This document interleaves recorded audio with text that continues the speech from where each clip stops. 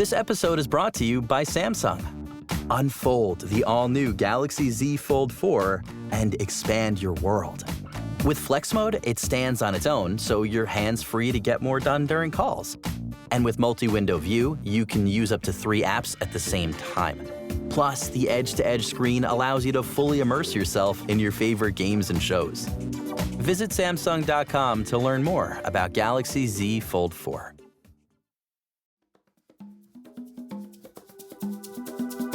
Today on CityCast Denver, there are folks out there right now asking for signatures to get psychedelics like magic mushrooms on the ballot in November.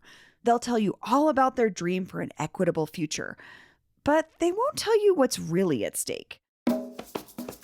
Because there are actually 2 groups pushing ballot initiatives, and things are complicated. Which is why I'm so happy to kick off a new 4-part series we'll be sharing with you over the next month. My Old Westward colleague, Chris Walker, is an award-winning investigative journalist, and he's been looking into psychedelics for us all year. So please enjoy this debut episode of BallotTrip. Today is Monday, July 18th, 2022. I'm Bree Davies, and this is CityCast Denver.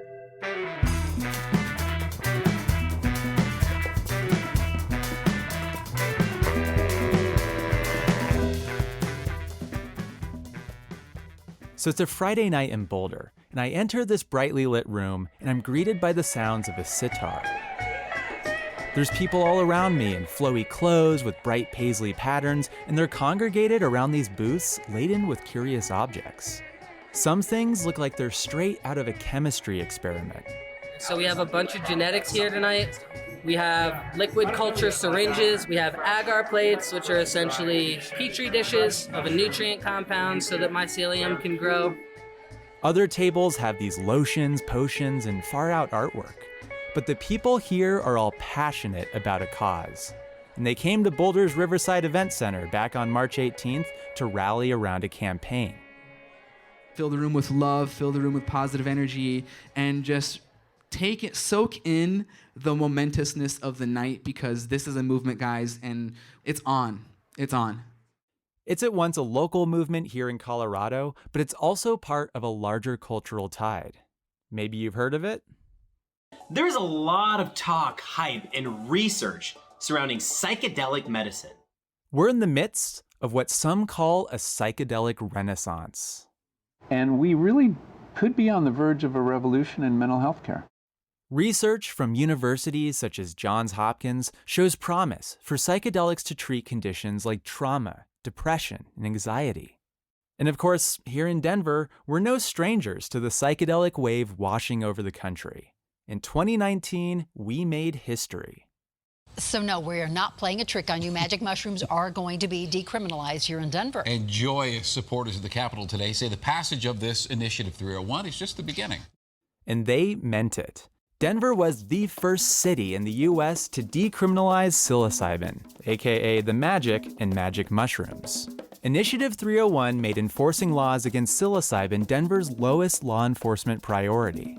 And since then, a whole grassroots network of campaigners has looked to broaden access to psychedelics across our entire state. That's right, statewide drug reform. And this too may sound familiar in Colorado. Cannabis, anyone? Whether we like it or not, Colorado has a reputation as a test case for big, bold drug policy reform. In 10 years after being first to the punch on recreational weed, our state could become the national model for policies around psychedelics too. Because back to that gathering in Boulder, Fill the room with love, fill the room with positive energy. that was for one of 2 statewide campaigns currently vying to get their psychedelic initiative on November's general election ballot. Both campaigns have similarities, but also very different visions about how to move forward on psychedelic reform. And over the past 9 months, I've been covering a fierce and escalating debate around what that looks like. My name is Chris Walker. I'm a journalist. And over this series, we're going to take a journey. We'll revisit Colorado's history as a legalization pioneer, which some see as a badge of honor, but others a cautionary tale. We'll dive deeper into why voters might face opposing psychedelic measures this fall, including telling some surprising stories of the people behind them. And I actually got arrested digging up the DEA's lawn in 2009 planting hemp seeds. We'll explore what psychedelics mean to different Coloradans. Today, I'd like to share my story of how I built reciprocal relations with these plant medicines. And what's at stake when corporate money is waiting on the sidelines. Lay out the science and the case that you are making for legalization of psychedelics and why this is an opportunity for investors. Because when Colorado leads on drug policy, the rest of the nation tends to follow. But this time, there's not much agreement on which way to go. And the biggest division of all is among the very activists who hope to change things. For CityCast Denver, I'm your guest host, Chris Walker. And this is episode 1 of a 4-part miniseries we're calling BallotTrip. So I mentioned that there are 2 statewide campaigns aiming to get their psychedelic measures on November's ballot. But what are they? And how are they different? Well, for simplicity's sake, let's start with the shorter measure. It's only a page long, and it's being championed by local chapters of the Decriminalized Nature movement, a national network of activists that believe in ending the prohibition against psychedelics, at least the ones that come from plants and fungi. In that event in Boulder, that was Decrim Colorado's first public fundraiser for Initiative 61. We have a really strong community here that has stood together on this decriminalized first model that we are proposing. That's Nicole Forrester, one of the founders of Decriminalized Nature Boulder County. I talked to them in early June about their history in political organizing, which included working on the successful I-301 campaign in 2019, the measure that decriminalized mushrooms in Denver. And I got involved with that because when I was 16 years old, I was diagnosed with a neurological disorder called cluster headaches. Nicole read that taking psilocybin might help and says that after trying the mushrooms for the first time, the headaches disappeared for 3 years. Needless to say, psilocybin has been personally transformational for them. And after successfully decriminalizing it in Denver, Nicole and other organizers started to set their sights on a statewide initiative. So the Decriminalized Colorado Initiative 61 is just a very simple revision to the Colorado Controlled Substances Act, which would make the possession, use, facilitation of entheogenic plants and fungi no longer a crime. Entheogenic plants and fungi? We chose to use the term entheogen to describe the medicines that we're decriminalizing because it speaks to the ability of these medicines to inspire the divine within, is what the term entheogen originally means.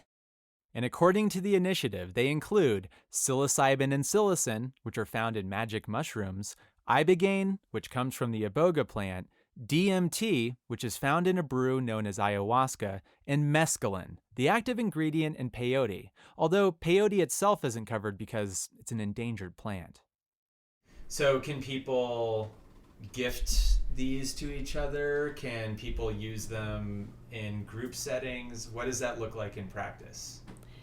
Essentially, yes. Anything being done with these medicines that isn't sale would no longer be a crime. So no, don't expect DMT dispensaries or anything like that. But if you grew shrooms, for example, you could legally use or gift them, just so long as you and anyone else who partakes of the magic are over 21. And beyond that, the initiative is pretty open-ended, because as Nicole says, what we do know is that people have been using these medicines for centuries and that there's already systems set up around use of these medicines. Colorado already has a whole psychedelic underground with guides, growers, and shamans, and these substances factor into many ceremonies and spiritual belief systems, including amongst indigenous communities. I want to make sure that people who are using these medicines as they've used them for centuries are protected from criminal penalties. Okay, so that's a real Cliff Notes version of the Decrim Colorado measure. And I promise we'll dig into it more in a later episode. Because by now, you're probably wondering, what's the other initiative about? For that, I turned to Veronica Lightning Horse Perez. I do work with a lot of natural remedies. I don't call myself a shaman or a medicine woman, but a lot of people call me that because it's a nice box that I can fit in. I met with Veronica at their business in Littleton called Lightning Horse, the Healing Ground. They are a co-chief proponent for Initiative 58. There are 2 names that are on the measure that is being submitted, and mine is one of those names. The measure is also known as the Natural Medicine Health Act. It's largely the work of a DC-based PAC called New Approach, which has considerable financial backing. The Political Action Committee tapped local advocates like Veronica to represent the campaign. So what does this PAC-backed initiative do? It is one thing, but it has 2 arms. One of those arms looks a lot like the other initiative. It even covers the same exact substances: psilocybin, ibogaine, mescaline, DMT. And as for the other arm of the New Approach initiative, it has the regulated model. That part would allow Coloradans to legally access psilocybin starting in late 2024, and possibly other psychedelics later on, through licensed providers and healing centers. Basically, we're talking psychedelic-assisted therapy. So for the average Coloradoan, if you're wanting more of a therapeutic access, there will be healing centers that you can go to with trained facilitators. There's going to be programs that have preparation, so you're prepared before you actually have the experience with the medicine, and then integration, which is absolutely key. And the integration is to process the experience. Process the experience. The experience is only part of the healing that the medicine can offer. It is not like other drugs where here, take a Prozac, it's going to make you feel better. It is a healing, it is a neural knitting, it is a deeper understanding of where you are and what's going on with yourself. And that's the bridge that can allow for healing should the person do the work. And New Approach's campaign points to research from Johns Hopkins, UCLA, and NYU that shows psychedelics' potential to treat depression, PTSD, and anxiety.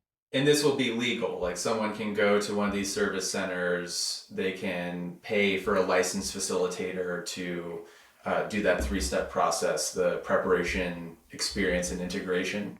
Yes, and there will not be selling of these natural plant medicines. You are paying for a therapeutic service, you are paying for a spiritual journey, but this is not a dispensary you can go buy mushrooms willy-nilly model.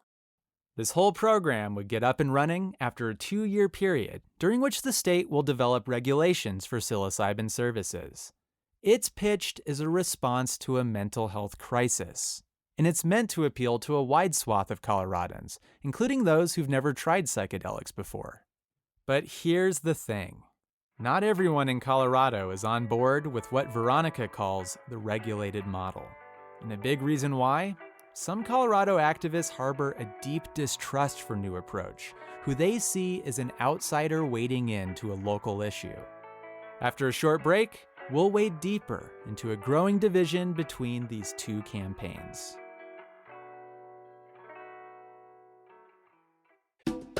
This episode is brought to you by the How to Buy a Home podcast. I watch the market like crazy. Like, I'm looking at Baker, for instance, right now, and the houses in Baker are not selling very quickly and they're dropping in price. But my question is, if I was a potential home buyer, where would I start? How do I come in with a good offer? What kind of offer do I need to have in a market as topsy-turvy as this?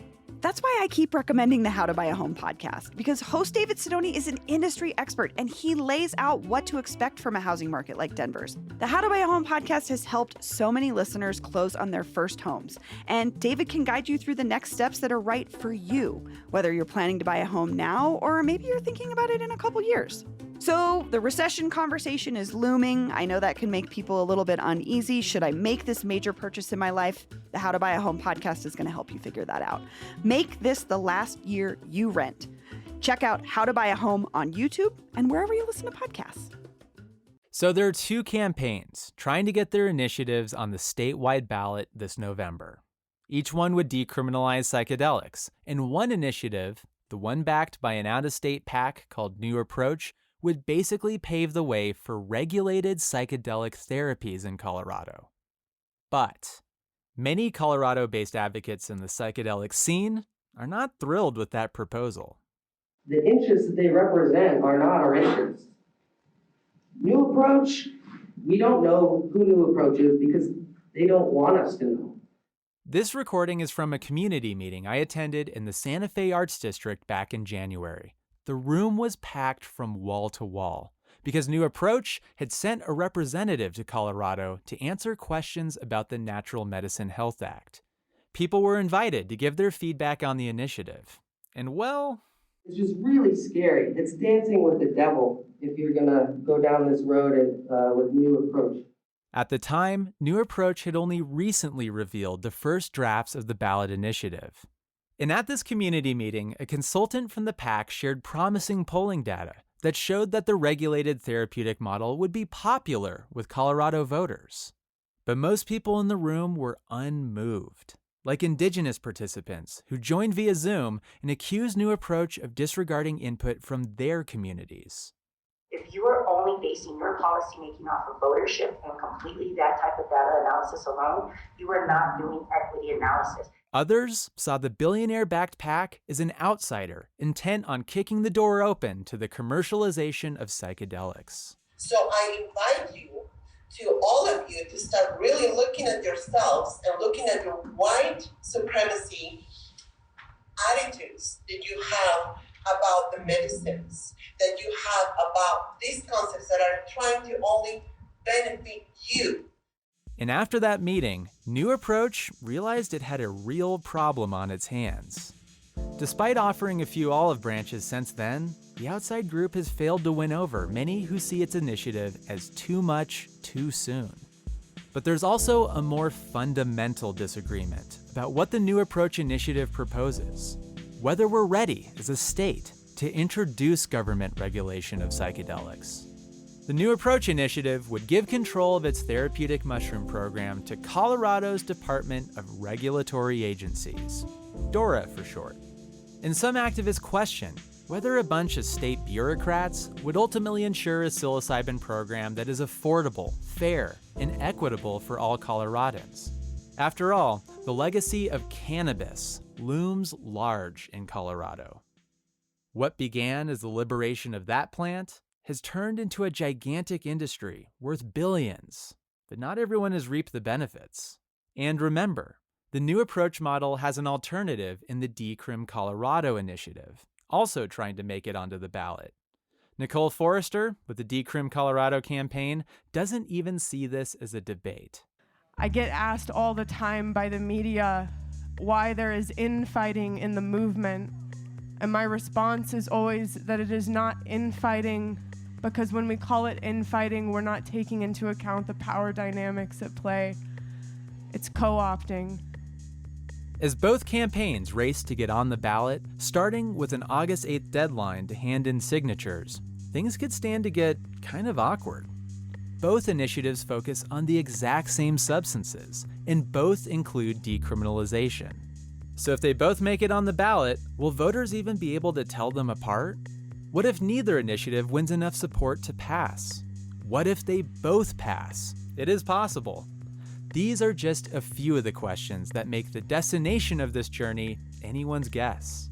Because some believe psychedelics are solutions to a mental health crisis, and that we should act fast on behalf of all Coloradans. Others believe these are ancient medicines that are sacred and alive, and that this is not a decision to be taken lightly. So once again, we have a chance to influence the nation's drug policies. By the end of this mini-series, we hope you'll have a better idea of how you want to lay that ground in Colorado. And since our state has some experience leading the way on drug reform, we'll start next episode by addressing the elephant in the room. There's a real potential with psychedelics to head off a lot of what happened with cannabis, but, there has to be a real intention for that. As well as exploring what natural psychedelics mean to Indigenous spiritual leaders, what's on the line for their communities, and what real reciprocity looks like. Reciprocity means that it's dual, that it's happening both ways, and it's not happening both ways right now. That's all coming up on episode 2 of our mini-series, BallotTrip.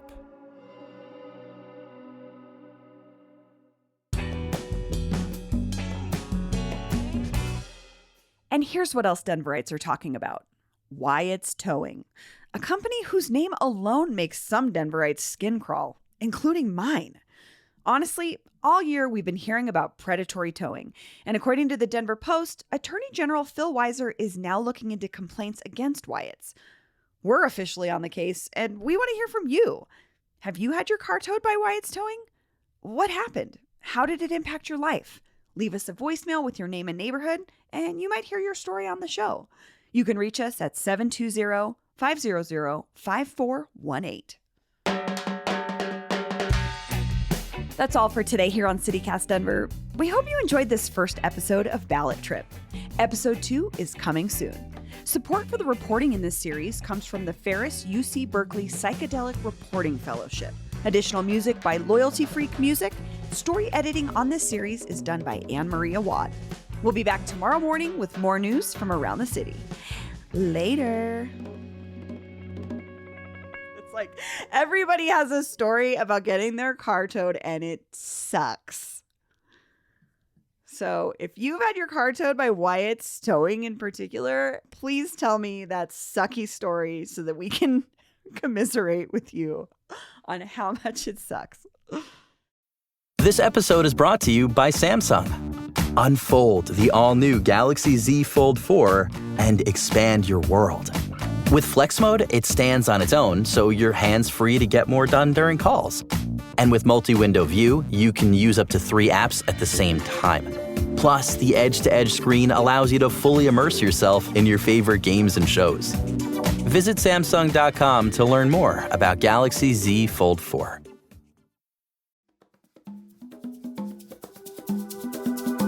Today on CityCast Denver.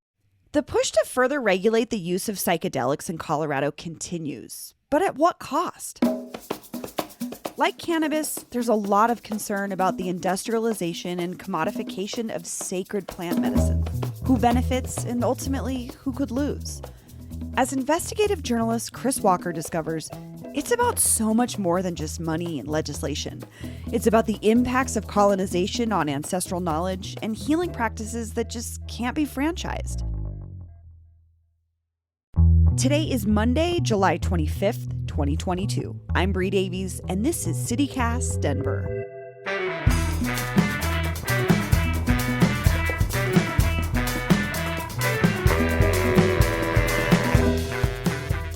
Enjoy this second episode in our series about Colorado's ongoing relationship with psychedelics. Imagine a cavernous church with rows of pews and high vaulted ceilings. Except instead of stained glass windows, there are brightly colored murals painted all around. And in lieu of mass, there's a guided meditation with music. Participants find spots to sit or lie down, and some have already consumed mind-altering plants. A few even call it a sacrament. With your eyes closed, being alert and awake, bring your attention to your breathing. And as they wait for the effects to kick in, the music gets more intense. Colors on the ceiling appear to move. The whole room suddenly transforms into different worlds, like a journey through time and space, the sensation only heightened by the use of lasers and light projectors.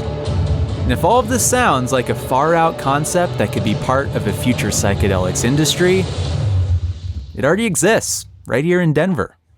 Except the plant medicine I'm talking about isn't psilocybin or any classic psychedelic. Nope, it's cannabis.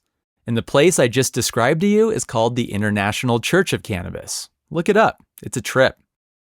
But the reason I mention it here is because when it comes to lifting prohibitions on mind-altering substances, and even sanctioning places to use them, we have some experience with that in Colorado. We need to talk about pot. When it comes to the future of psychedelics in Colorado and what that might look like, cannabis is really the elephant in the room. Last time, I told you about 2 psychedelic initiatives, each backed by different campaigns, the Grassroots Decrim Colorado and the well-funded PAC called New Approach. The 2 groups disagree when it comes to the proposal to create a regulated psychedelic therapy model in Colorado. And the final decision might rest with you, the voter. But one thing that both campaigns do agree on, they both want to avoid the example of legal cannabis. I heard concerns at practically every community meeting I went to while reporting this story. We don't want the commercialization to be happening as it happened with the spirit of the hemp and the cannabis. I want everybody to be really, really aware that this will be exactly like what happened with cannabis. But what exactly happened with cannabis? Colorado is famous for legal weed. So what's so bad about the legal weed industry? And can regulated psychedelics in Colorado look any different? For CityCast Denver, I'm Chris Walker, and this is episode 2 of our 4-part mini-series on psychedelics, BallotTrip.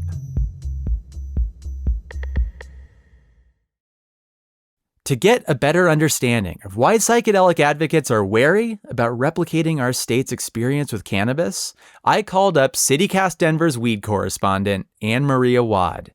Anne Marie hosted the Colorado Public Radio podcast On Something and has spent a lot of time reporting on the emerging cannabis industry, including its successes and, as Anne was quick to mention, its failures. Especially now at our point in history, it's like really hard to deny the fact that this is a super inequitable industry. There's real questions to be asked about, 10 years after legalizing here in Colorado, who is benefiting from this and who is losing. And it's always the same people. And who are those people? You can probably guess. And we'll get to that in just a minute, because Anne already touched upon one of the main areas of concern for psychedelic advocates: rampant commercialization with little diversity in ownership. And to explain how the cannabis industry got that way, Anne took me on a quick trip back in time. So what happened in Colorado is we legalized 10 years ago now, wow, recreationally through what's called Amendment 64, which was a voter-approved ballot initiative. According to Anne, there were 2 big things that swayed voters in this state. The first, treating cannabis as a personal freedom issue.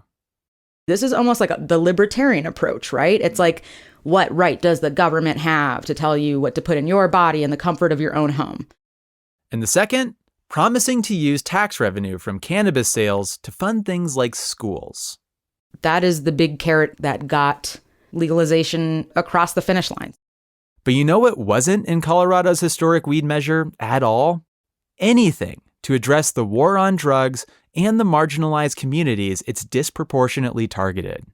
Ultimately, what voters were faced with had no language about the war on drugs, had no language about let's forgive convictions or, let's fund communities that were adversely impacted by the war on drugs.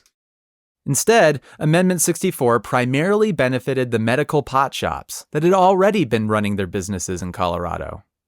The big thing to know is that wasn't necessarily an equitable industry either. And those people who owned medical businesses at the time that we legalized rec were grandfathered into rec. And so they got this first mover advantage that a lot of other businesses didn't get because it takes a long time to get a license. And so there already you kind of have the groundwork laid for this being an industry that looks broadly a certain way, serves a certain type of customer, and focuses on certain areas of the city. Well, yeah, so let's get into that. You mentioned it looks a certain way. Well, the way that looks is very white. Blindingly white. Yes. And the reason for that isn't just because a bunch of medical shops got grandfathered into a recreational industry. It can also be really expensive, not to mention competitive, for any business to get licensed. In any state, it's a humongous undertaking. So here in Colorado, you have to get licensed by whatever city you're in or county or whatever, and then you have to get licensed by the state. These are both real long processes. And so already you have a process that favors folks who've got a lawyer, and a fair amount of cash. We're talking hundreds of thousands of dollars in fees sometimes to obtain a coveted dispensary or grow house license. That's why Denver is dominated by dispensary chains, huge corporations that can spread the cost and risk over several stores. And that's also what the cannabis industry looks like as a whole. Corporate, largely white, and estimated to bring in a whopping $32 billion this year nationwide. At the same time, the US continues to jail people for cannabis-related crimes, even if they're not crimes anymore, as is the case here in Colorado. And in all likelihood, that's exactly how a legal psychedelics industry would develop without any guardrails.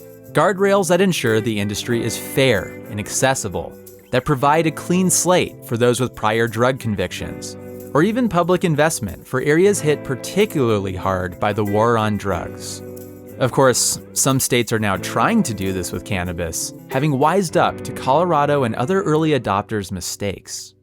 The cannabis industry nationwide, especially in Illinois, has very little diversity. The hope is to spread the wealth by awarding new recreational use licenses to minorities. California and Massachusetts have taken on similar measures. But how effective are these programs at solving cannabis's equity and diversity problems? Are they magic bullets that we could replicate for a psychedelics industry?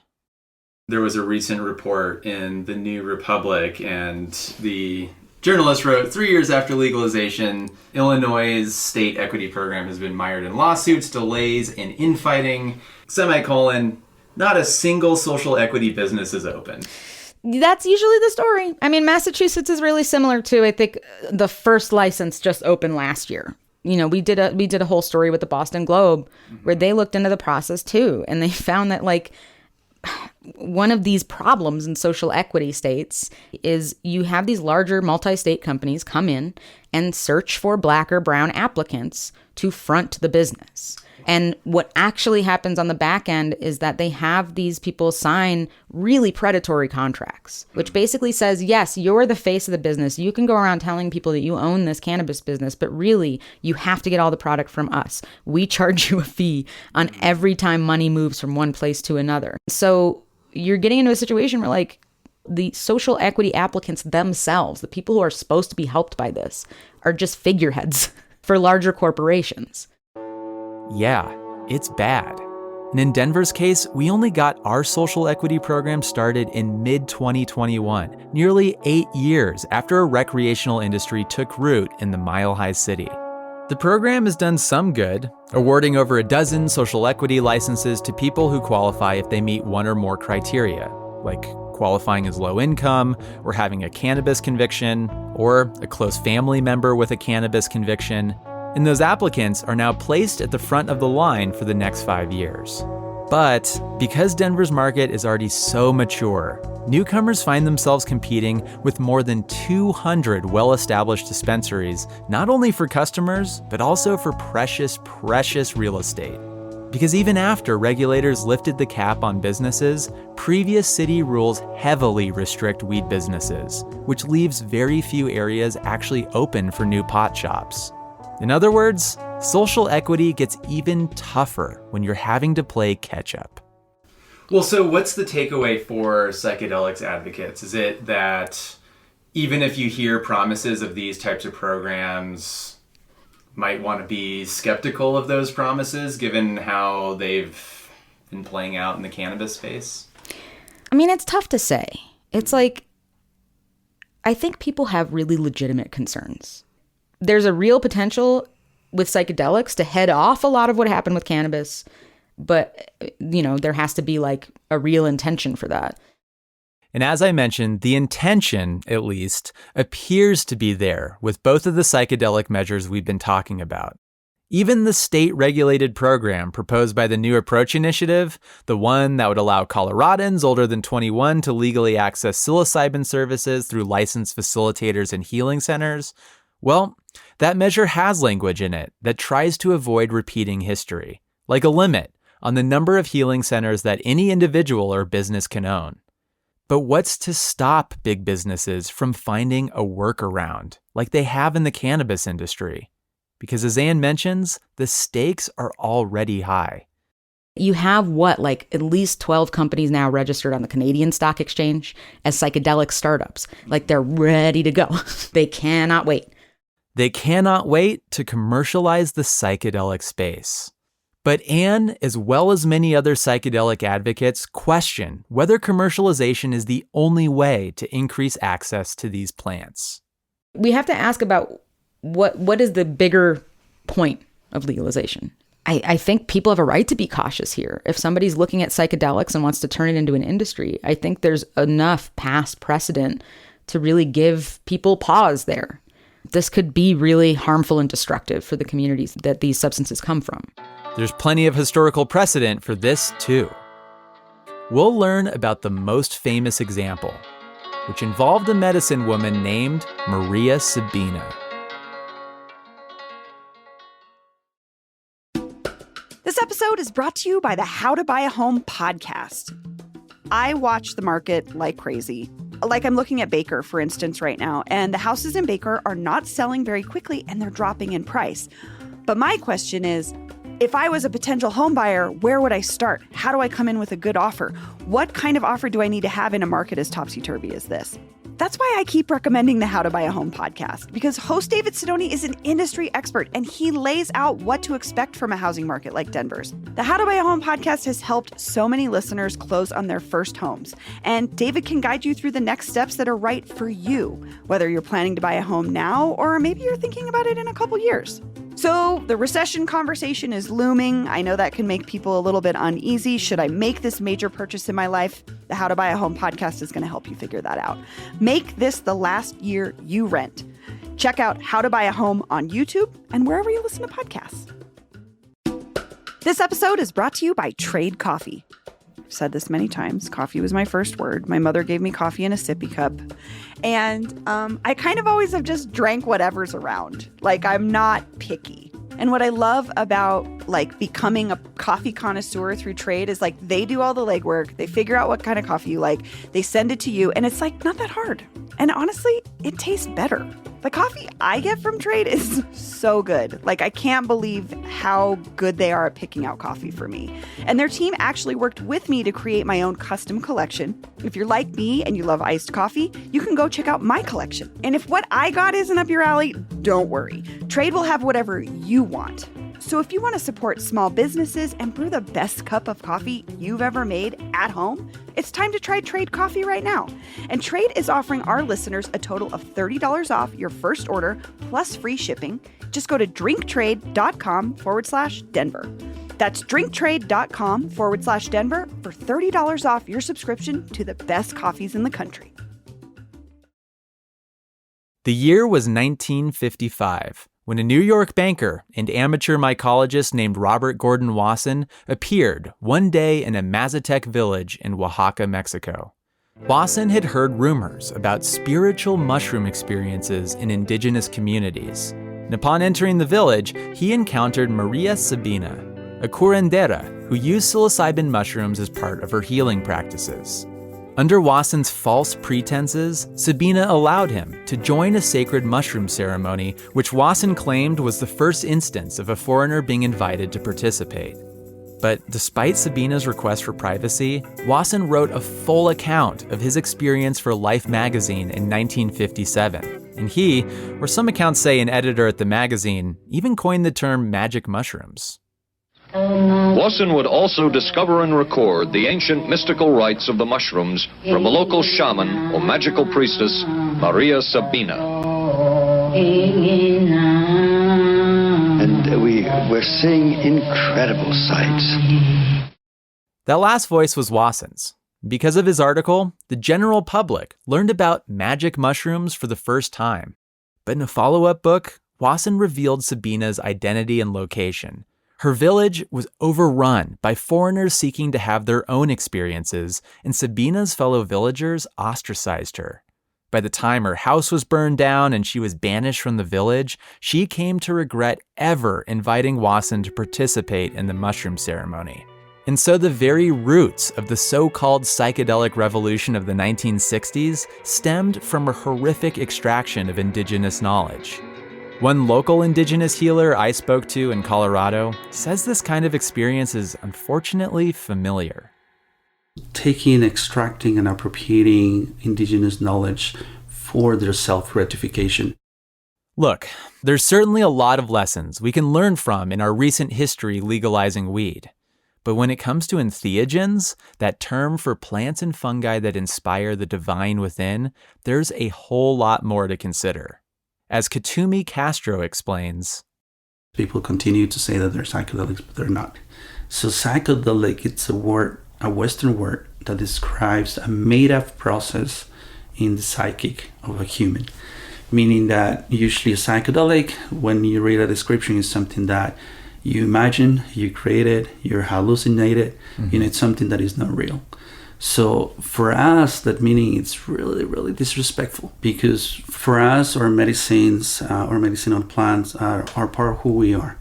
In our cosmovision, which means the way we see life, we actually become from nature. We're nature itself. We come from the plants. Katumi worries that Colorado voters may be faced with a choice that could repeat violent history towards indigenous communities. We want the medicines to be decriminalized and legal and all that, but also we sometimes we don't see the depth of how such things might have impact, or the way it would impact communities. And Katumi has thought a lot about this, since they are a wellness coach as well as a curandero. Curandero means it's usually a healer, someone that works with plant medicine, that works with medicines for healing the body, that it's in relationship to the spirit realm.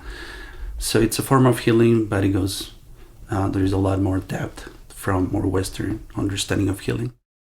Since the age of 12, Katumi has learned from the medicine ways of their indigenous elders, the Quechua Inca people, and today helps facilitate ayahuasca retreats in Ecuador. I was born in Ecuador from two mestizo parents. Mestizo means that they hold indigeneity from the region and also white European. And I like to say this, I'm an indigenous person. I don't speak for all indigenous, but I speak as one of them.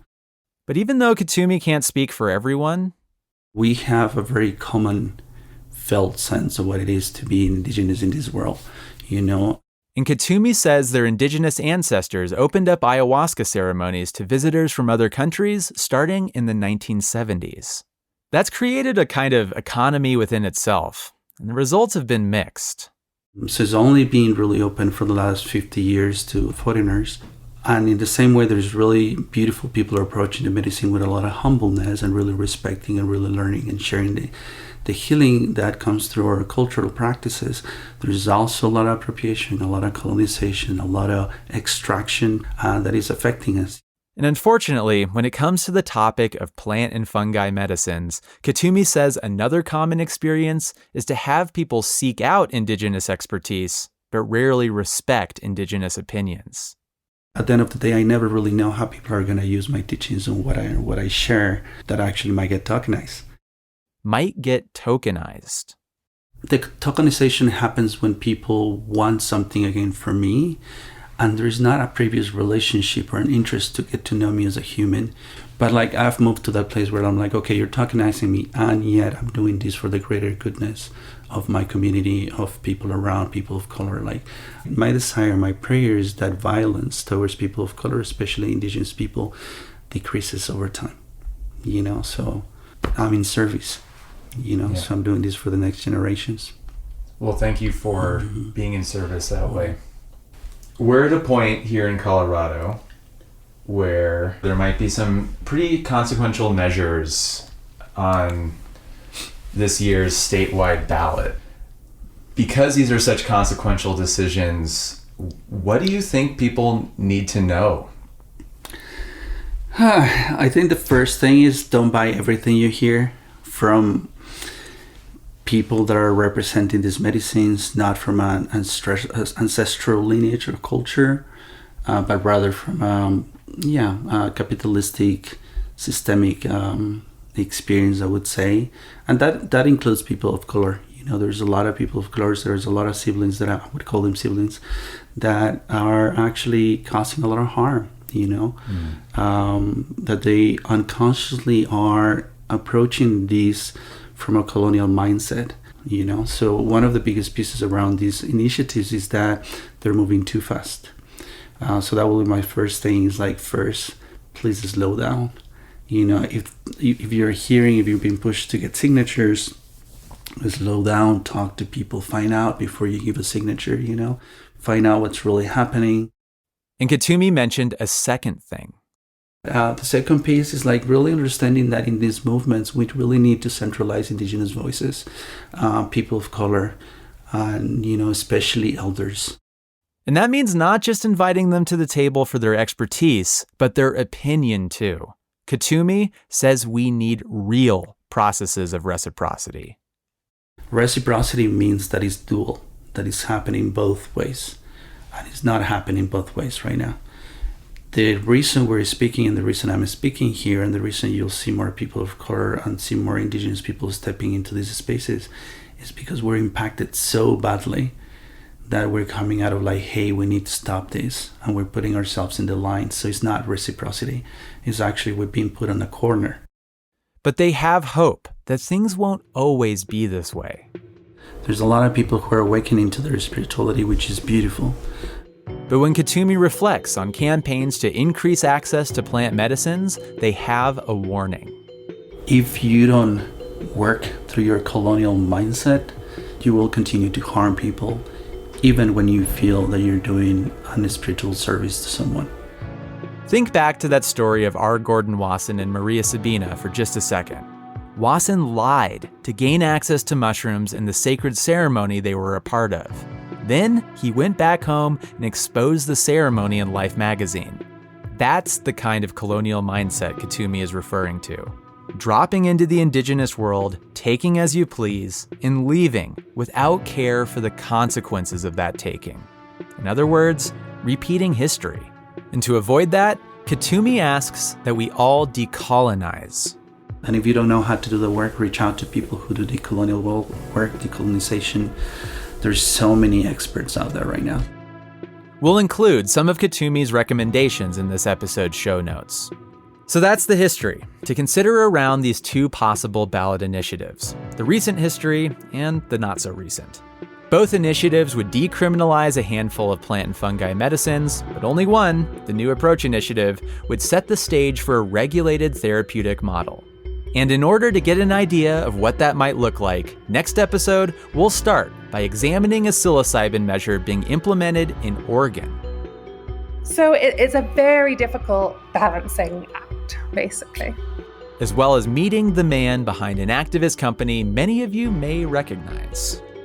How did you and Dr. Bronner's The Company get interested in psychedelics advocacy?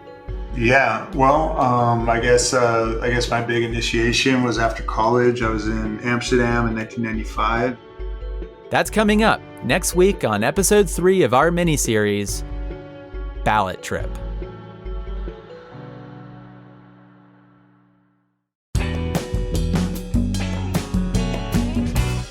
And here's what else Denverites are talking about. Mushrooms! Looks like one of the 2 ballot measures Chris talked about in last week's episode on psychedelics has collected enough signatures to go to the voters. According to the Denver Post, Initiative 58, the Natural Medicine Health Act, would legalize psychedelics statewide and open the door for the creation of healing centers for use of psychedelics, along with building a state-supported framework for the industrialization of plant medicines like psilocybin. Oh, and P.S., Initiative 58 is the one backed by corporate PAC money. Initiative 61, the competing community-led measure seeking decriminalization of psychedelics, has until August 8th to submit enough valid signatures to get to the ballot as well. That's all for today here on CityCast Denver. We hope you enjoyed this second episode of BallotTrip. Check out last week's installment and stay tuned for more. Support for the reporting in the series comes from the Ferris UC Berkeley Psychedelic Reporting Fellowship. Additional music is by Loyalty Freak Music. Story editing on this series is done by Anne-Marie Awad. We'll be back tomorrow morning with more news from around the city. See ya! And here's what else Denverites are talking about. Mushrooms!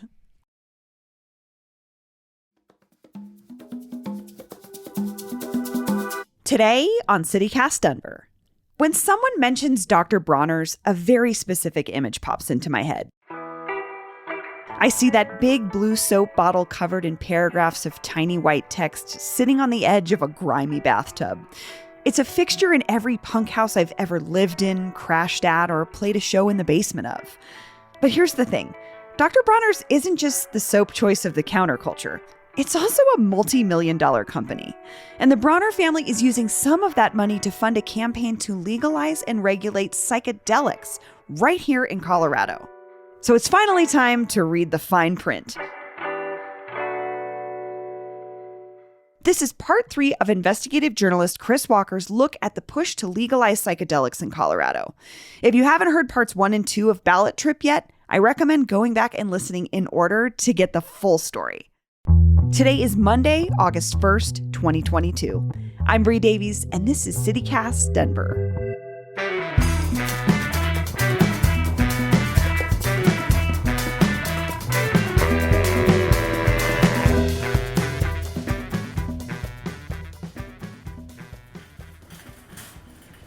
One afternoon back in April, I stopped by the Cap Hill Trader Joe's to grab some lunch.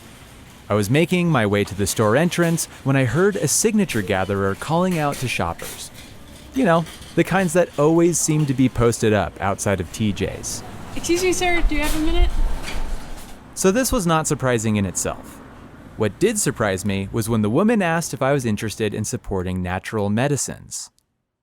This was the first petitioner I'd encountered for Initiative 58, the Natural Medicine Health Act, one of the two psychedelic ballot initiatives we've been discussing for the last couple of weeks. This is the one backed by New Approach PAC, which would decriminalize certain psychedelics and set up regulations for guided mushroom sessions in Colorado. Another campaign from a group called Decriminalize Colorado stops at decriminalizing natural psychedelics. And back when I encountered that petitioner gathering signatures for the New Approach initiative, it was still 4 months until the deadline. She was on top of it. So I asked her how she got involved with the New Approach campaign, and I got a curious answer. Unfortunately, I didn't get our conversation on tape, but she told me that she wasn't a volunteer. In fact, she was a paid circulator with a Utah-based company called Landslide Political. And according to campaign finance reports, New Approach paid over $2.3 million to Landslide Political to collect enough scribbles to get the initiative on November's ballot. And it seems to have paid off. The campaign turned in over 200,000 signatures in June, well ahead of the deadline. And on July 21st, Colorado's Secretary of State's office announced that the campaign had officially qualified for the ballot. So you're definitely voting on Initiative 58 in November. But that's a lot of money to spend to qualify, especially considering that the Decrim Colorado campaign is still scrambling to collect signatures using only volunteers. So where is New Approach's money coming from? Well, you may be surprised, or maybe not at all, to learn the identity of the main financier behind the proverbial curtain. Hello, I'm David Bronner, Cosmic Engagement Officer here at Dr. Bronner's. I'm here to talk about our new Heal Soul campaign, all about psychedelic medicines and therapy. We're facing epidemics of depression, anxiety, PTSD, addiction. That's right, Dr. Bronner's Magical Soaps. And now is the company's CEO, David Bronner, who is the grandson of the Dr. Bronner. David is one of the heavyweights in today's so-called psychedelic renaissance. And in 2020, vis-a-vis New Approach PAC, Dr. Bronner's helped pass Measure 109 in Oregon, which legalized access to medical mushrooms in that state. And that measure is also the precursor to the Natural Medicine Health Act, the one you can expect to vote on this fall. So by examining Oregon's experience with Measure 109, could we catch a glimpse of Colorado's psychedelic future? For CityCast Denver, I'm your guest host, Chris Walker, and this is episode 3 of our 4-part miniseries, BallotTrip. When Oregon voters passed Measure 109 in 2020, it was a big deal. A first-of-its-kind program to allow people to legally take mushrooms under the guidance of licensed facilitators. So nearly 2 years later, there must be lots of data to learn from, right?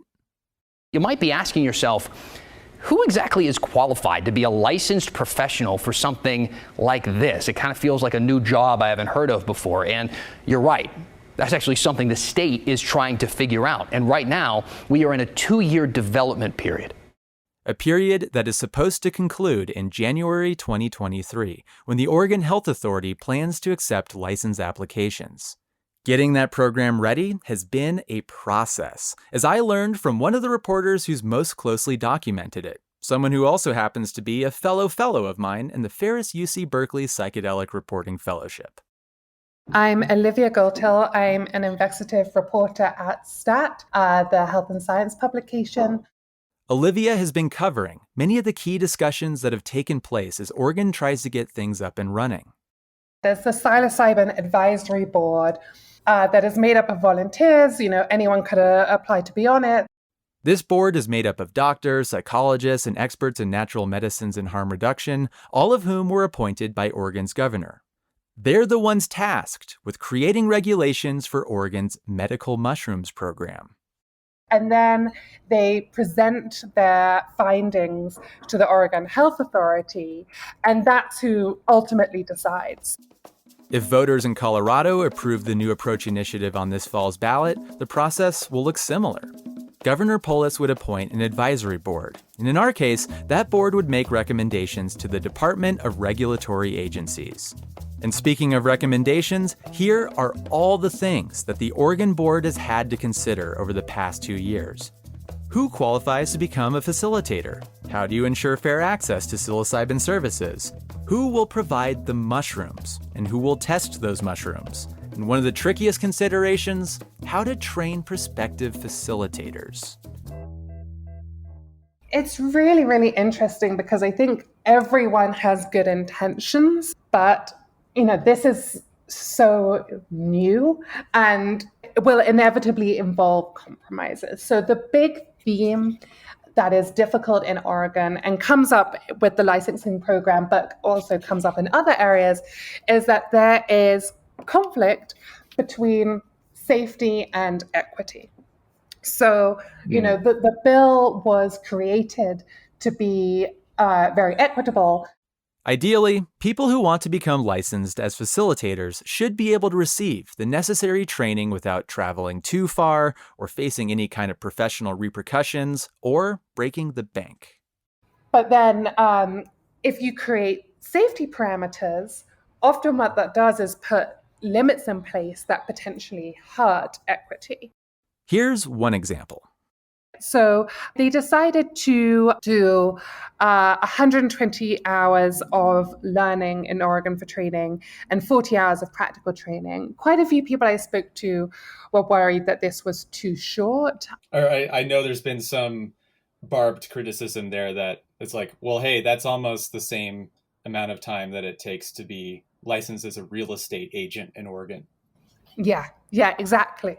Several people I spoke to said it needs to be 2 or 3 times that. But at the same time, there's both worries that, in-person learning will limit access and then hurt equity for those in more rural areas. So it's a very difficult balancing act, basically. And then there's the price tag. Those wishing to become licensed facilitators could be on the hook for up to $20,000. Those interested in undergoing a psilocybin session themselves may pay $1,000 a pop. And in the vein of medical marijuana, these sessions are not likely to be covered by health insurance. That's all despite Measure 109's stated goals of equity and accessibility. Just to complicate that balancing act even more, the safety side of the equation is getting much more attention thanks to a bombshell podcast called Cover Story that started coming out last November. Shamans or people sleeping with their clients or whomever is like, this is an old story. Oh, this has been going on, since the beginning. The investigative series from Symposia and New York Magazine details how a few bad actors in the underground psychedelic space, as well as in above-ground clinical trials, allegedly used their positions as guides and facilitators to take advantage of clients under the influence. Olivia says Oregon's Psilocybin Advisory Board has struggled with these revelations. Training is valuable, but it's only one half of what has to happen. It's not simply a matter of telling people, please don't commit sexual assault, that is bad, even though obviously that training is useful. There also has to be repercussions for bad actors. And I did speak to people, from the Psilocybin Advisory Board who said that they felt that conversations about what the repercussions would be and how that would work and who would have responsibility hadn't had much attention, and it's kind of an awkward subject of conversation. I mean, the Oregon Health Authority will be giving out licenses and will, have the ability to remove those licenses, but those aren't the same as, the standard mental health professional licenses. And so it's something of an unanswered question. And Olivia says that highlights an even bigger issue in Oregon. Under this program, do these guided mushroom sessions constitute mental health treatment? So the people who started the ballot originally, Tom and Sherry Eckert, they are psychologists, but very intentionally did not want the kind of magic mushroom use in Oregon to be within the medical system. As in the same problem-plagued medical system we're all used to, with doctors who need to recommend specialists, specialists who may or may not work with your health insurance. You know what I'm talking about. And they wanted to create a new model. But at the same time, one of the main ways it was promoted was as a way to treat depression and trauma, which are medical conditions. And so I think there's a fear among some board members that the public as a whole maybe thinks that they are getting a medical treatment. And, it's being kind of promoted to them for its medical uses, even if it's not strictly speaking medical. And Olivia says you can hear that in the carefully chosen words of board members. Someone else said to me, it's not therapy, but it's therapeutic. Even within the board members, there's some disagreement. Tom Eckert said to me, the use of magic mushrooms to treat depression is safe and effective. The science has shown that. And it's like, well, Western science, is a very particular system, and there are very particular ways of proving something. That's what science is. It's following certain methods. And you have to have a certain number of studies to say that it's safe and effective. And we're not there yet for effectiveness. And Olivia's right. Look, substances like psilocybin do show early promise. But all research into psychedelics was shut down from the late 60s until only recently, meaning we're still playing catch up. I know it's exciting, but researchers have only just begun to reevaluate these substances. So I think in a lot of ways, it's drawing on science and medicine that maybe isn't fully there yet, but with the assumption that it will be. That was Olivia's dog chiming in. In agreement? We'll never know. Anyway, what Olivia just said is important. If Oregon has taught us anything, the reality is that what happened there on Election Day in 2020 was just the beginning of a difficult road with many tough discussions and decisions made along the way. If Colorado voters decide to go down that same road, the state will be in for a similarly complex process. These issues are really complicated, and I don't envy the people making these decisions. They're difficult. Almost the more you talk about it, the more kind of caveats and potential issues you uncover. After a short break, we just knew that Colorado was going to be the next state. That was it was clear. The man whose company bankrolled Oregon's initiative and who hopes to pass a similar one here in Colorado. This episode is brought to you by the How to Buy a Home podcast. I watch the market like crazy. Like I'm looking at Baker, for instance, right now, and the houses in Baker are not selling very quickly and they're dropping in price. But my question is, if I was a potential home buyer, where would I start? How do I come in with a good offer? What kind of offer do I need to have in a market as topsy-turvy as this? That's why I keep recommending the How to Buy a Home podcast, because host David Sidoni is an industry expert and he lays out what to expect from a housing market like Denver's. The How to Buy a Home podcast has helped so many listeners close on their first homes, and David can guide you through the next steps that are right for you, whether you're planning to buy a home now or maybe you're thinking about it in a couple years. So the recession conversation is looming. I know that can make people a little bit uneasy. Should I make this major purchase in my life? The How to Buy a Home podcast is going to help you figure that out. Make this the last year you rent. Check out How to Buy a Home on YouTube and wherever you listen to podcasts. This episode is brought to you by Trade Coffee. I've said this many times. Coffee was my first word. My mother gave me coffee in a sippy cup.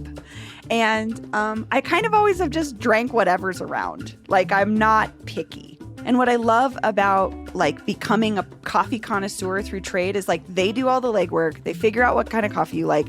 They send it to you and it's not that hard. And honestly, it tastes better. The coffee I get from Trade is so good. I can't believe how good they are at picking out coffee for me. And their team actually worked with me to create my own custom collection. If you're like me and you love iced coffee, you can go check out my collection. And if what I got isn't up your alley, don't worry. Trade will have whatever you want. So if you want to support small businesses and brew the best cup of coffee you've ever made at home, it's time to try Trade Coffee right now. And Trade is offering our listeners a total of $30 off your first order plus free shipping. Just go to drinktrade.com/Denver. That's drinktrade.com/Denver for $30 off your subscription to the best coffees in the country.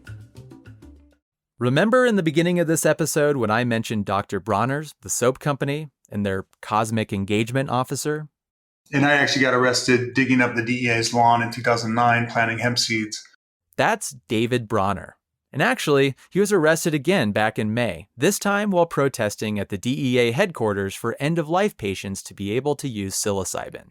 Direct action is kind of his thing, and you might say he's quite committed to the cause of psychedelics. Bronner has been advocating to end the war on drugs for a long time, first with hemp and cannabis, now with other substances. How did you and Dr. Bronner's, the company, get interested in psychedelics advocacy? Yeah, well, I guess my big initiation was after college. I was in Amsterdam in 1995, and this all kind of coincided with some huge psychedelic experiences. Bronner says that during his experiences, he contemplated many of the things his grandfather, the Dr. Bronner, said and wrote, including the messages he printed in impossibly small font on the company's soap bottle labels. I am soap maker master chemist Dr. Emmanuel H. Bronner. I swore to the God within me and within every living being on this planet, I become the servant of God. And none of that made sense growing up, but instantly in this experience of medicine, basically immediately understood that my granddad was right. But yeah, that's kind of the origin story and basically dedicating my life in part to ending the drug war and integrating psychedelics and cannabis. Bronner and his company had a big breakthrough when they teamed up with New Approach PAC to help pass Measure 109 in Oregon. Which I guess kind of sets up Colorado. I mean, we just knew that Colorado was going to be the next state. I mean, it was clear. Because Oregon had proved that voters could be convinced to pass a state-regulated program to access psilocybin. Most of the psychedelically naive population is not comfortable in a decriminalized context availing themselves of psychedelic healing. And, for instance, our parents' generation, you can't say, oh, we've decriminalized mushrooms and here you go. They need, a therapeutic container and all the things in a well-designed program like that. That's the kind of safe entry point like most of the population need. In other words, a safe, familiar environment, like a therapist's office. I'm trying to imagine my parents being convinced to try psilocybin, for example, and I have to say, I think Bronner has a point. But as we touched upon in episode 1, other psychedelics advocates in Colorado worry that rushing to create a therapeutic model will inevitably mean commercializing psychedelics. And when you look at the money that Bronner and others are pouring into New Approach PAC, it does make sense to wonder whether any big-time investors expect some kind of big-time returns. New Approach PAC, who are the other funders besides Dr. Bronner's? Well, we're one of the lead ones. And, on that, I would say, generally speaking, New Approach is a center of gravity that's not industry dominated. It's philanthropists who aren't, by and large, are not engaged in the industry. There's more just drug policy reformers. According to IRS filings, Dr. Bronner's is one of New Approach's biggest contributors over the past few years, to the tune of over $7 million. And while there are some reputable philanthropists in there, there's plenty of industry money too, from Scott's, for example, the Miracle Grow Company, as well as a private equity fund that owns the website Leafly and Tilray, one of Canada's largest cannabis companies. If you tuned in last week, you'll remember that many activists in Colorado see the cannabis industry as more of a cautionary tale for psychedelics, not something that should be recreated. Bronner says he agrees with that. As far as the criticism of cannabis policy, I mean, that's, it's real. It's really unfortunate to see how the industry has unfolded. And so, yeah, it's just making sure that we are thinking about what does the industry look like on the other side and learn the lessons from cannabis. And he thinks that the Natural Medicine Health Act reflects those lessons, even if, as he admits, there's unfortunate missteps in the beginning. Missteps like submitting early drafts of the initiative to the state before consulting with key Colorado-based activists who'd already been working in this space for years. But Bronner points out the new approach eventually revised its ballot language. The drafting process was open to everybody. And I mean, it was a wide open process and reflects a lot of really good input. And Bronner insists that the version of the initiative that will go before voters reflects concerns from activists and community members. The language has changed a lot from early drafts. That included providing subsidies to help BIPOC or other marginalized people pay for training and services, mandating Indigenous representation on any potential advisory panel, limiting the number of healing centers a single person or business can own, and directing the state to set up a system in which people can apply to seal criminal records related to past psychedelic convictions. But in spite of all these changes, many activists in Colorado still oppose the new approach initiative. Unfortunately, at this point, there's just a lot of paranoia about the intention. And, and I really see the policy, especially in Colorado, as like the most equitable drug policy that's ever been put forward. The actual policy that results from this is going to satisfy everybody. Everyone's going to be psyched and realize that their worst kind of case scenarios and fears are not going to play out. And it's going to be as we all hope. Contrast that hope with reality. As I mentioned before, the Oregon Health Authority is still sorting out the basics of how its program will work. But on top of that, members of Oregon's advisory board have been accused of conflicts of interest. There have been disagreements, resignations, and now even local efforts to opt out of their program before it even goes online. So the question is, could things go differently in Colorado? In our final installment next week, we'll take a deep dive into the other campaign trying to land a psychedelics initiative on November's ballot, Decriminalize Colorado. Again, this is the grassroots, community-led initiative. I mean, like, we're doing this. No one is paying us to be here right now. We aren't canvassing at $25 an hour. You know, again, 61 was a reaction to the Natural Medicine Health Act. Even so, Decrim Colorado is still part of a decentralized movement known as Decriminalize Nature, which has had successful and surprising wins across the country. And when we finally brought this up to a vote in Ann Arbor, City Council passed the decriminalization 11-0. It was unanimous. We were completely flabbergasted by how much support the movement had. But will the Colorado campaign muster enough signatures to make the ballot? Because it's coming down to the wire, folks. The deadline is next Monday. We'll wrap all that up on our final episode of this 4-part miniseries, BallotTrip. That's all for today here on CityCast Denver. We hope you enjoyed this 3rd episode of BallotTrip, Chris Walker's look at the future of psychedelics in Colorado. The 4th and final episode is coming soon. Support for the reporting in this series comes from the Ferris UC Berkeley Psychedelic Reporting Fellowship. Additional music by Loyalty Freak Music. Story editing in this series is done by Anne-Marie Awad. If you enjoy listening and hanging out with us every morning, tell a friend. We're on like every podcast platform, and the best way to enjoy these things is to listen together.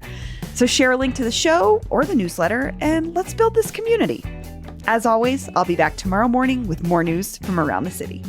Bye.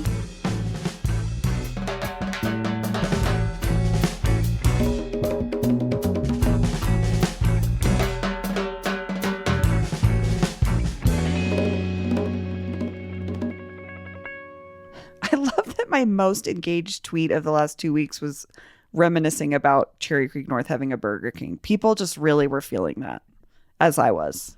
You know what I miss? Burger King.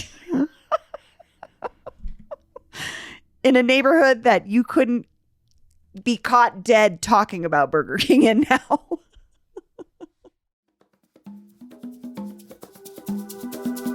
Today on CityCast Denver, psychedelics are having a moment.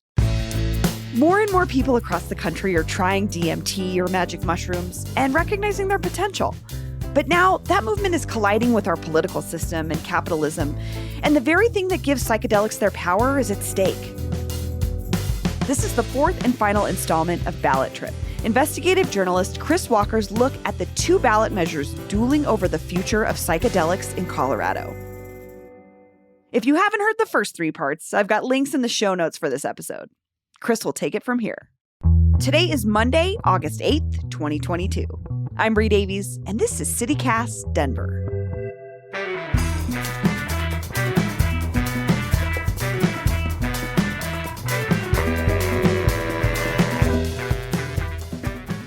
All right, everyone. Last week, we spent most of episode 3 in Oregon, hearing about how that state is implementing their voter-approved so-called medical mushrooms model. Now, I think it's time we get back to Colorado, where a lot of people already have deep personal relationships with psychedelics. I've personally benefited tremendously from using psychedelics as therapeutic medicines for healing trauma and inspiring creativity. At about 18, my body started shutting down and I was in pain all over. This brought me to alternative medicines such as psychedelics, which allowed me to connect to my body and actually feel what was going on. I could play you clip after clip like this, having attended or tuned into many meetings on this topic. It's clear that psychedelics have already changed many lives in our state. I hid and I hated who I was. I was so confused. I internalized the shame, and by my young adulthood, my story was filled with depression. I was lost. It was actually my first LSD experience almost 5 years ago that started me on the journey of learning to be okay. It changed my life. But all of these stories are actually from next door in Boulder, from city council meetings to be precise, as public testimonies in favor of a cause. I'm here to speak in favor of Boulder decriminalizing psychedelic or entheogenic substances. Decriminalize psychedelics. Decriminalizing psychedelics. Decriminalize psychedelic medicines in Boulder. Listen to all that local support for decriminalization. Seems like a good sign for the larger statewide campaign aiming to do just that, known as Decriminalize Colorado. Well, later today, we'll find out whether they've collected enough signatures to qualify for the November ballot. Again, this is the grassroots, community-led initiative. I mean, like, we're doing this. No one is paying us to be here right now. We aren't canvassing at $25 an hour. That's Melanie Rose Rogers, one of the people spearheading the Decriminalize Colorado measure. But even if they don't qualify, you'll still be voting on psychedelics this fall. Because remember, another campaign funded by New Approach PAC has already qualified for the ballot. Their proposal, the Natural Medicine Health Act, would go a few steps beyond decriminalizing certain psychedelics.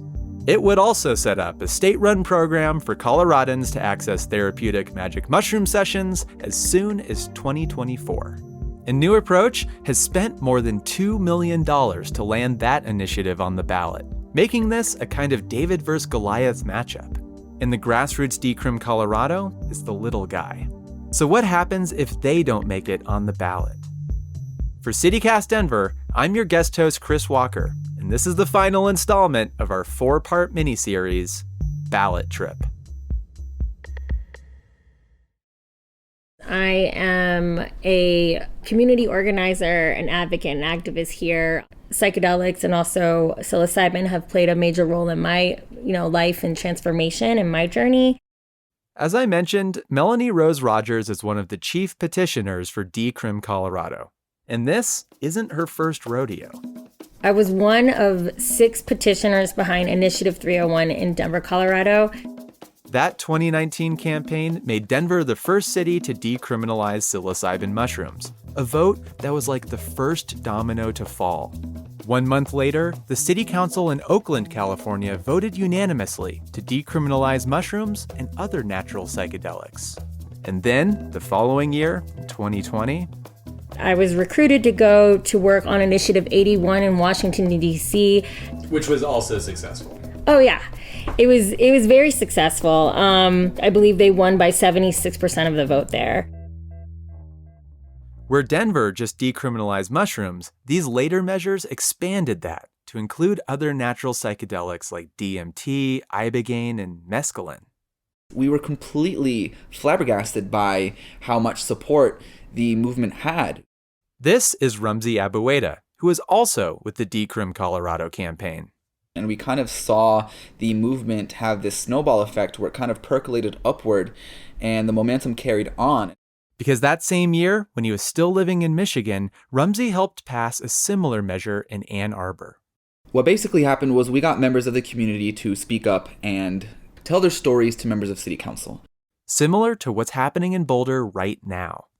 They would go up and talk about how these substances have brought them healing, how they brought them spiritual transformation, how they mended relationships with loved ones. And when we finally brought this up to a vote in Ann Arbor, city council passed the decriminalization 11-0. It was unanimous. All of these campaigns are part of the Decriminalize Nature movement, which grew out of the 2019 Oakland effort. Rumsey explains how it works. So Decriminalize Nature is a loose network of grassroots organizations that basically share the same ethos in favor of decriminalizing these natural medicines. It doesn't really have a centralized structure, so it's more so of a loose network of activists who kind of like share experiences and resources and intel and insights with each other. But as Melanie Rose Rogers explains, there's also a shared philosophy behind these campaigns. Definitely the ethos is that nobody should own nature and especially exploit it for their own personal gain and their personal interest. And this belief is one of the many things that contrast the Decrim Colorado campaign from the New Approach initiative. You see, think of the Decrim movement as a slow-moving wildfire. It's usually volunteer-based and grassroots in its approach, and thus far has focused on turning individual cities onto that no one owns nature philosophy. Whereas the New Approach campaign is funded by big money, including progressive companies like Dr. Bronner's, but also some corporate interests like Scott's and private equity firms heavily invested in the cannabis industry. And with that big funding comes big ambitions. If you'll remember, New Approach backed a successful statewide measure in Oregon, and now has set its sights on Colorado with the Natural Medicine Health Act. Activists like Rumsey and Melanie felt blindsided by that. 61 was a reaction to the Natural Medicine Health Act. 61 is the Decrim initiative. And it was a reaction because Rumsey said the PAC-backed Natural Medicine Health Act was just too aggressive to get behind. If we were to follow the pathway of creating, a regulated licensing model, that is going to create a whole cohort of stakeholders who are financially invested in, the new economy. There's going to be the stakeholders who are invested in opening the licensed healing centers. There's going to be the stakeholders invested in supplying the licensed product. There's going to be the stakeholders who are going to want to test it. You can see there's going to be this whole complex of industry that is going to emerge from this. European companies can't wait for this to come and to be able to buy a license to have first access to a legalized access market here in Colorado. But does that mean they are against psychedelic-assisted therapy? Rumsey gave his 2 cents. We're not inherently opposed to there being a container for people to have these experiences under that supervised and controlled setting. I think that people should have the right to have that access in that modality. But what we don't want to see is for that modality to come first. What we don't want to see is one option precluding the others. Decrim nature advocates worry that if there isn't a strong precedent of decriminalization first, underground users will inevitably get steamrolled in the rush to create a therapeutic industry. And of course, Colorado doesn't exist in a bubble. Psychedelic-assisted therapies could begin to receive more clinical trials after MDMA was shown to bring relief to those suffering from PTSD. FDA approval for MDMA-assisted therapy could come as soon as 2023. More on that after a quick break. This episode is brought to you by the How to Buy a Home podcast. I watch the market like crazy.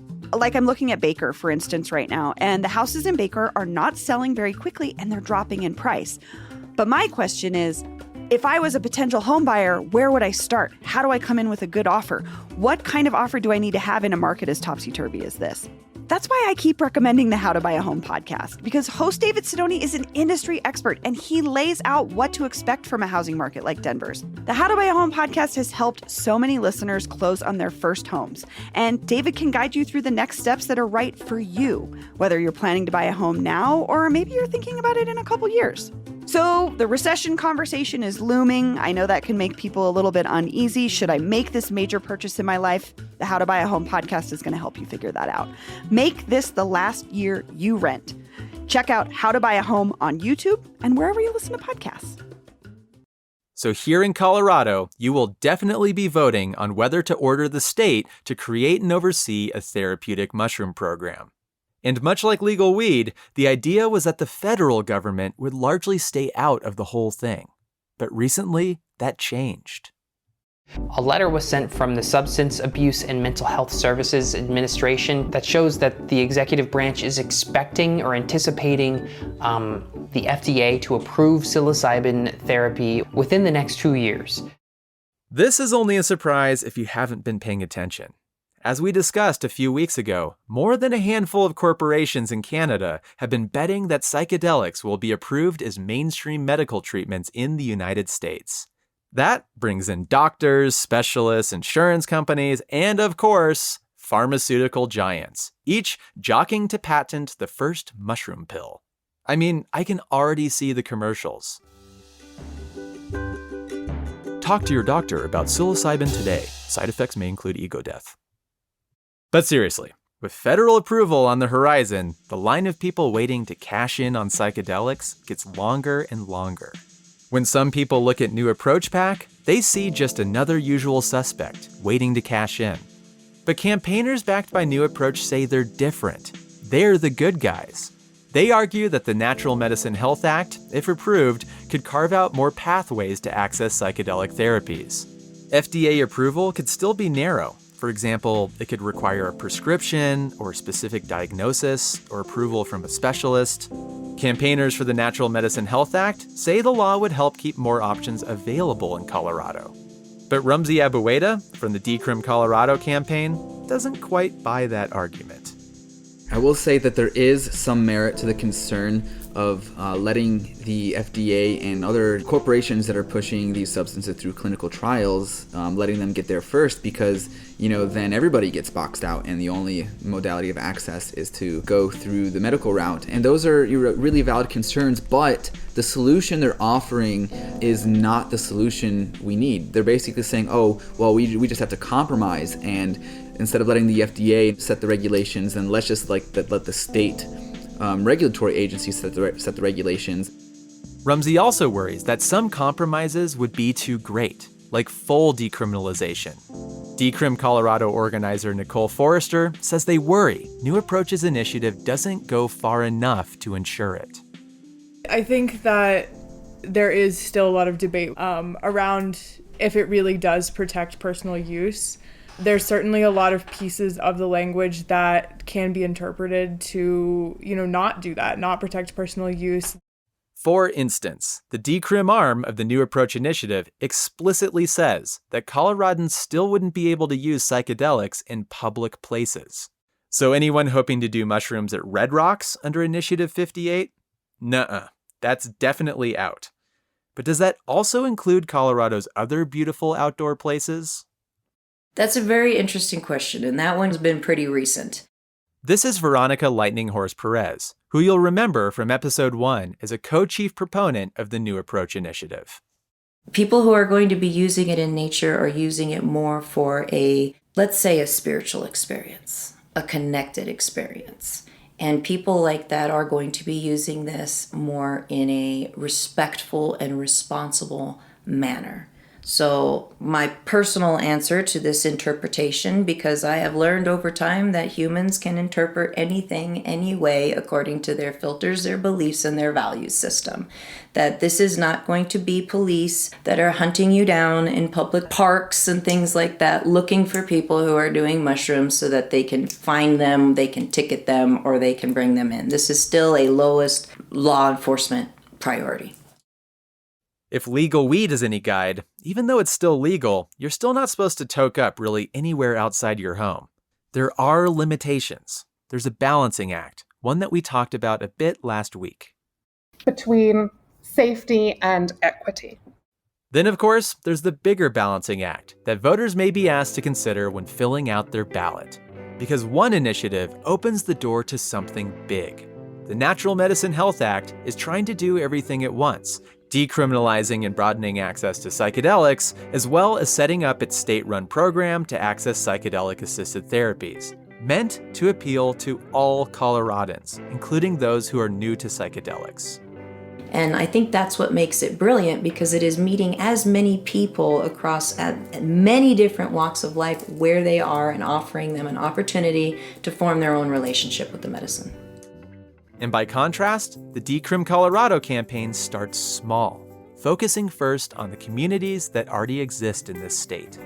And so I think that if we strengthen that person's ability to use this medicine within their community rather than having to go to some big money corporate backed healing center, the medicine's intelligent, and I think that there's a lot to be said about, where you're getting your medicine from. But will we face a choice between two initiatives? We'll soon find out, because the campaign has some kind of press conference planned for today just before noon. But even if they don't qualify, Nicole Forrester told me, all that organizing will not have been in vain. I think that the conversations that we've been able to have are the most important piece of this. We're also looking at, organizing people that just don't support the Natural Medicine Health Act, which may look like, organizing, more against why we support a no vote and things like that. In other words, this won't be the last time you hear from them. No matter what happens, though, the thing to remember is that after Election Day, the real work begins. Either measure would be sweeping, with many details that would need to be hammered out. I mean, heck, we legalized weed a decade ago, and we're still figuring out all of those details. I feel like no matter what happens, the people of Colorado can organize to ensure that the way that the policy is implemented and interpreted is held accountable to the people. This is Matthew Duffy, a co-founder of the Denver-based psychedelic nonprofit SPORE, the Society for Psychedelic Outreach, Reform, and Education. I wanted to check in with Duffy at the very end here, since as a neutral party, SPORE has already been critical in organizing community conversations around these initiatives and invites everybody to the table. What I feel like I want to highlight and affirm is the struggle being very critically necessary. Like, it's not wrong to have opposing forces in any sort of political dynamic.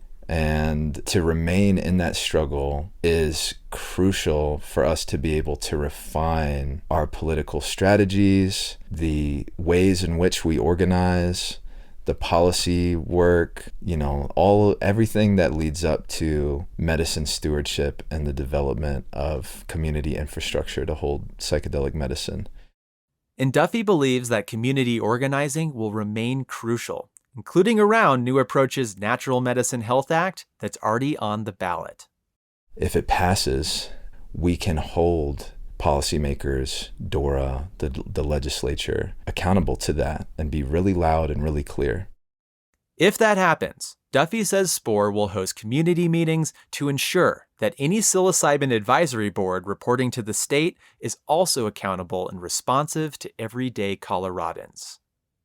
If it doesn't pass, well, we have another 2 years if we want to run another ballot initiative with a lot of lessons learned through this, a more connected and aware community than there was before. In the next 2 years, we can create a more community-led initiative. Because Duffy says even though he's witnessed fracturing in Colorado's psychedelic scene, the debates happening this election season have already made a big impact. And people really, really care. People really care about how this will unfold because it will impact generations to come. And if you really care too, you can get involved. Duffy says there's enough room for everyone. My charge to people is stay inspired, keep leading from the heart, hold it in community, be committed to restorative, transformative justice. We can handle conflict in community. We don't have to cancel each other. We don't have to police each other. All we got to do is keep showing up and being willing to participate in that, open to learning, and that's how we'll do our best and forget the rest. And that's all for BallotTrip, investigative journalist Chris Walker's 4-part look at the future of psychedelics in Colorado. And I want to wrap up today with just one more huge thanks to Chris and Anne Maria Wad, who was the story editor on this series. And of course, the Ferris UC Berkeley Psychedelic Journalism Fellowship, which provided support for Chris's reporting on BallotTrip. We also have to thank Loyalty Freak Music for their tunes. We're going to have Chris back on to talk more about these ballot issues as the election approaches. So if you have questions or thoughts about the series or about the policy debate around psychedelics, email us at denver@citycast.fm. You can also leave us a voicemail with your name and neighborhood, and you might hear it on the show. Our number is 720-500-5418. And that's all for today here on CityCast Denver. If you enjoyed the show, why not take a minute to tell a friend about us? Rate the show wherever you get your podcasts and subscribe to our morning newsletter. We'll be back tomorrow morning with more news from around the city. See you later.